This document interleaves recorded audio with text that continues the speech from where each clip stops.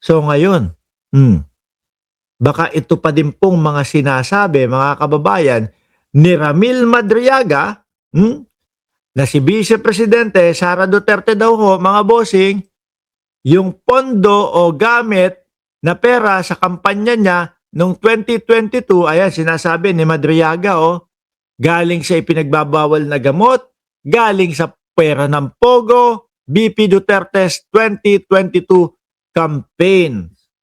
Madriaga claims. Baka ho talagang madaming nalalaman. Ito pong si Ramil Madriaga dito kay Vice Presidente Inday Sara Duterte. Although itinatanggi po, sobrang pagtatanggi ng Vice Presidente, nakakilala niya si Ramil Madriaga. Pero ang dami po na lumalabas, mga kababayan, ng mga litrato, yung mga pagbate na silang dalawa ay close. Ngayon, nung mga nakaraang araw lang ho, mga bossing, o mga nakaraang linggo, mga kababayan, may napabalita na pinapabira daw po si Madriaga doon sa loob ng kulungan. Uulitin ko, tanong ko sa inyo, sino sa tingin ninyo ang nasa likod nung pagpapabanat o nung pagpapapatay kay Madriaga doon sa loob? Siyempre, kung makita ko man na isagot nyo dyan, pangalan ng Vice Presidente, hindi ko kayo masisisi. Kasi, mukhang malaki ang magiging partisipasyon at mukhang malaki, mga kababayan, yung posibleng maging partisipasyon ni Madriaga sa impeachment ng Vice Presidente ho. Di ba? Yan yung nakikita ko ho dyan, mga bossing. At eto pa nga, pagpapaliwanag dyan, mga kababayan, eto, sino ba si Ramil Madriaga? Abstract dun sa affidavit na pinirmahan niya noong November 29. 29. Yeah, 29. He had several assertions in his affidavit. I'm wondering if you can prove these assertions kasi among them, sinabi niya, may dinalang dalawang sasakyan ng DepEd pa ginamit containing several duffel bags. Ayan, madaming nalalaman. Talagang kapag ka nagsalaysay, talagang may bigat. Hindi ho kagaya nung 18 Marites. Yung 18 Marites, mga kababayan, ayun, mismong mga sinabi nila, pagbubuhol-buhulin ho nila, parang mga bulbul yung mga pinagsasabi nila. Of up to 30 plus million each, and these were distributed to various places, Laguna, isang comedy bar, pati sa office ng ombudsman. Does he have anything with which to prove these allegations or assertions, whether it's photographic or video or I don't know, GPS time links, anything that could back this up?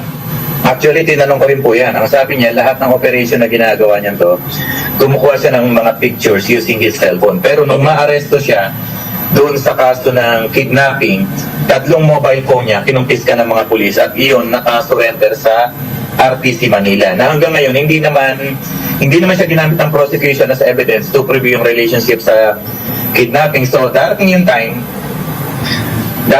mabubuksan natin yung mobile phone na yun. At siguro, ang sana lang, hindi pa binura nung mga panahon nung mga panahon ng dating Pangulong Duterte, baka pag nabuksan na ho yun at nasiyasat na yung mga picture niya, baka pinagdidelete ho. Sana hindi. Para nandun pa din yung mga patunay at mga ebidensya ni Madriaga. Sabi ni Dennis Sanes, bukang bibig ni Sayad, hinaharang yung pagtakbo sa 2028. Dapat nung 2025 pa nabuksan yung bank account niya. Kung hindi lang dahil kay Chis Caldero, pinatagal-tagal pa. Alam nyo, mga boss, yung paglalatag ng Vice Presidente na siya ay tatakbo sa 2028, ano lang nila yan Kumbaga kasama na sa script po nila yan, mga bossing Bakit? Kasi kagaya nito, eto yung impeachment ngayon. Yung impeachment ho ngayon, yan yung dadahilan nila. Kasi nag-announce ako na ako ay tatakbo sa 2028 Kaya ngayon ay pinapa-impeach nila ako. Kung ano po yung mga impeachment dati na mga issue sa kanya, ganun pa din naman po eh. At etong kay Madriaga, mukhang dadagdag lang naman ho mga kababayan. Sa madaling salita, wala po silang nasagot noong 2025 doon sa mga issue, confidential funds, bribery, yung pagpapapatay, no? Yung pagbabanta sa buhay ng presidente, asawa ng presidente at kay Martin Romualdez, wala silang naisagot doon. Wala. Di ba? Hanggang ngayon po yung sagot nila walang kakwenta-kwenta. Yung sa impeachment, kailangan nilang sumagot bago mag alas 5 kahapon. Wala hong kakwenta-kwenta. Ang layo doon sa mga tipo bang sasagutin mo, hindi dapat ako may impeach kasi yung confidential funds, malayo po doon sa mismong mga tinutukoy na issue kay Vice Presidente. Parang mas malapit pa nga ho, mga kababayan. Pagkakaintindi ko lang po base doon sa binasa ko, isa-isa doon sa post ni Takeru Miyamoto, suportahan niyo po yan. Kakagaling lang ni Boss Takeru. Binasa ko isa-isa, parang ang layo nitong mga dahilan nila. No, para wag matuloy yung impeachment ng Vice Presidente. Parang parehas lang din ho nun dati. No, para hindi matuloy yan, o sige, patagalin natin ng patagalin.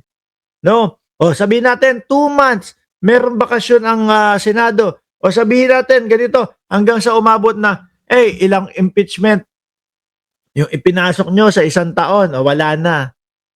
Void na yan, o hindi na yan, o i-archive na lang ho. Ganon. Kaya etong mga DDS, hindi ho dapat tayo pinagmamalakihan o pinagmamayabangan na, hindi natuloy yung impeachment ni Sara Duterte. Hindi.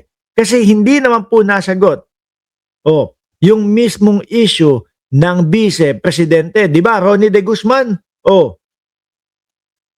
Na hanggang ngayon, may question sa utak ng mamamayang Pilipino. Talaga bang nilustay ng Vice Presidente yung pondo ng bayan? Yung confidential funds?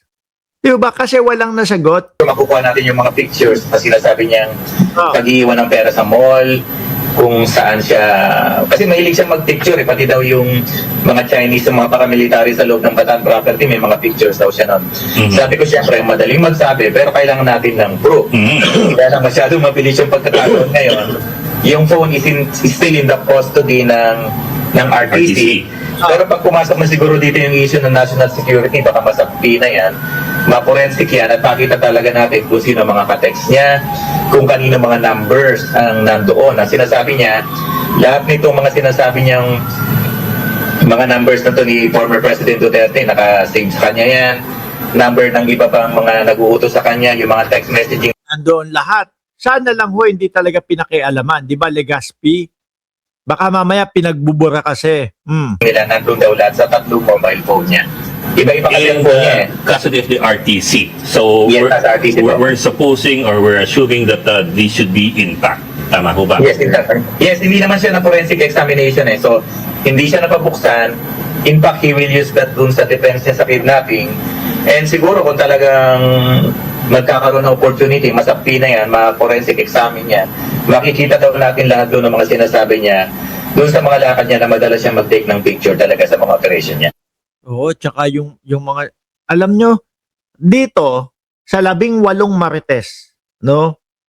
Yung mga sinasabi nila na pinuntahan, nag-deliver kami, ganito, ganyan. Ang hirap naman pong paniwalaan Kasi mismo sila ho, nagbabangga-bangga yung mga kwentuhan at mga istorya nila. Di ba? Yung dito kay Madriaga, sinasabi, close, kay Vice Presidente si Madriaga. Meron tayong mga makikita, mapapanood ng mga pagbati sa birthday, Kuya Ram. Kuya Ram, yung tinatawag, yung nandoon sila sa, kung ano ba yung rally yung nakikita natin. Merong mga patunay at itinatanggi ng Vice Presidente kahit na meron pong mga video at nakarecord mga kababayan. Ganun kabigat yung Ramil Madriaga. Kaya ho siguro yung sinasabing ipinapatira sa loob, mga kababayan, baka totoo nga ho yun.